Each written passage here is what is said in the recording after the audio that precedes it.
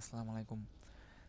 তো গত ভিডিওতে আমি দেখাইছিলাম যে আপনারা কিভাবে একটা ওয়ার্ডপ্রেস দিয়ে ফ্রি ওয়েবসাইট বানাইতে পারবেন।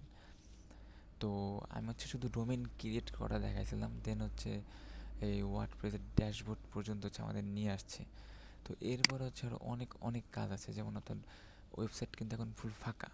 আপনার ওয়েবসাইট ডিজাইন করতে হবে, তারপরে কন্টেন্ট দিতে হবে, ইমেজ দিতে হবে, তারপরে এসইও করতে হবে, তারপর আপনার ওয়েবসাইটটা র্যাঙ্ক করবে।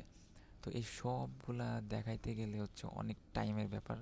তো আমি চেষ্টা করব যে একটু একটু একটু করে তো পুরোটা দেখানোর। তো আপনাদের এইখানে কাজ করতে হবে, এই যে ওয়ার্ডপ্রেসে। এই ওয়ার্ডপ্রেস আপনাদের সব কাজ।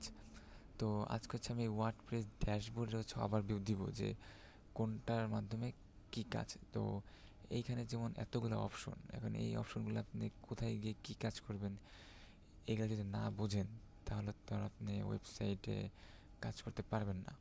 তো আমি আজকে এগুলো দেখাবো যে এইখানে কি কাজ, আর পেজ কীভাবে ক্রিয়েট করে বা পেজ কীভাবে ডিজাইন করে, তো ওইগুলো আস্তে আস্তে দেখাবো।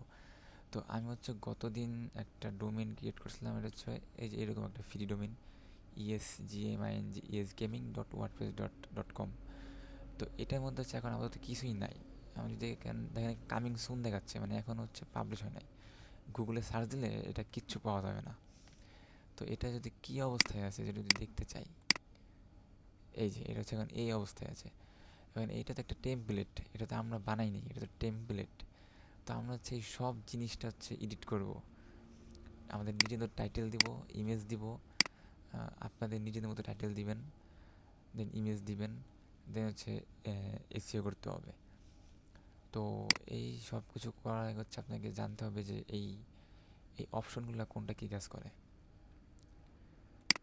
তো ফার্স্টে তো হোম, দেন যদি স্টেটে যান, তো এইখানে গেলে আপনি দেখতে পারবেন যে আপনার ওয়েবসাইটে কত ভিউজ আসছে, দেন ভিজিটর কত আসছে, লাইক কমেন্ট মান্থলি কত আসছে, বা এই যে উইকলি, মান্থলি, ডেইলি, ইয়ার সব দেখতে পারবেন।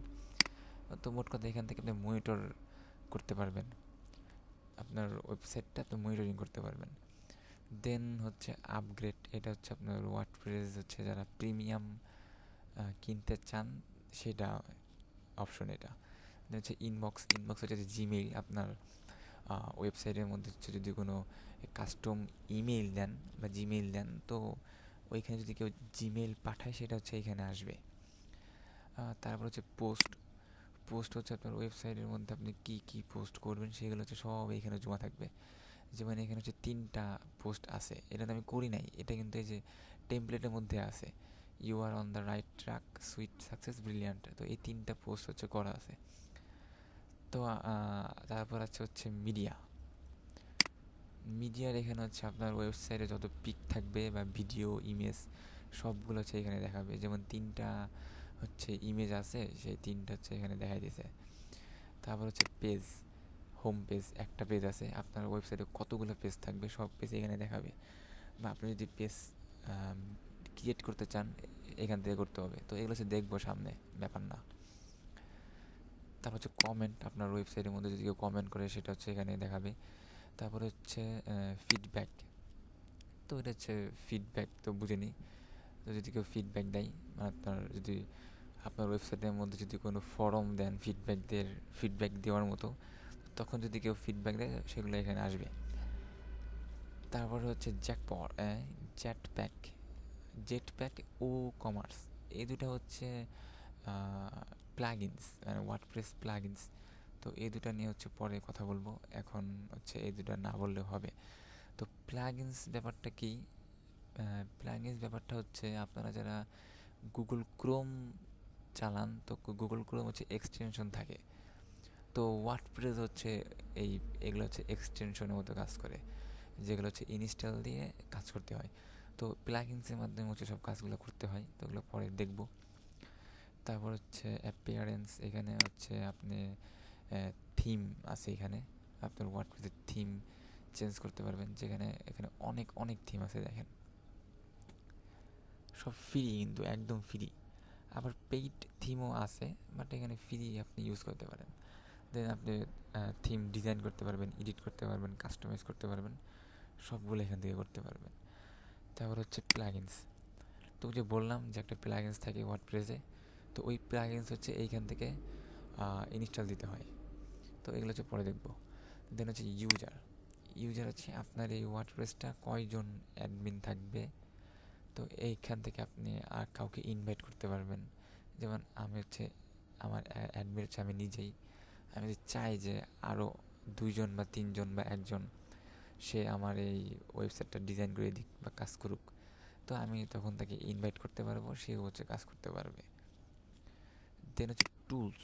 তো টুলসের এখানে আছে কিছু মার্কেটিং, ট্রাফিক কানেকশন, মানে আপনার ওয়েবসাইটটা যদি মার্কেটিং করতে চান সেভাবে কিছু এখানে একটু টিপস দিছে। যেমন ফাইবার থেকে লোগো বানাইতে বলতেছে, ক্যানভা থেকে ডিজাইন করতে বলতেছে, যেন সোশ্যাল মিডিয়া ফেসবুক এগুলো হচ্ছে শেয়ার করতে বলতেছে, যে আপনার ওয়েবসাইটটা যাতে মার্কেটিং হয়ে যায় সেই দিক দিয়ে আর কি।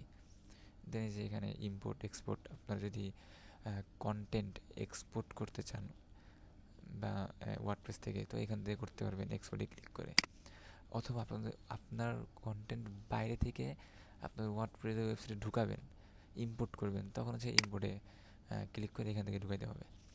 দেন হচ্ছে সেটিংস। তো সেটিংস হচ্ছে এখানে সাইট টাইটেল, দেন সাইট ট্যাগলাইন, দেন সাইট অ্যাড্রেস, ল্যাঙ্গুয়েজ, দেন টাইম জোন, এই সব ডিটেলস এইখানে হচ্ছে চেঞ্জ করা যায়।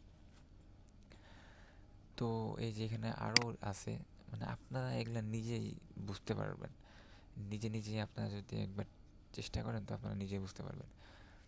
তো এই ছিল হচ্ছে আপনার ওয়ার্ডপ্রেস ড্যাশবোর্ডের পরিচিতি।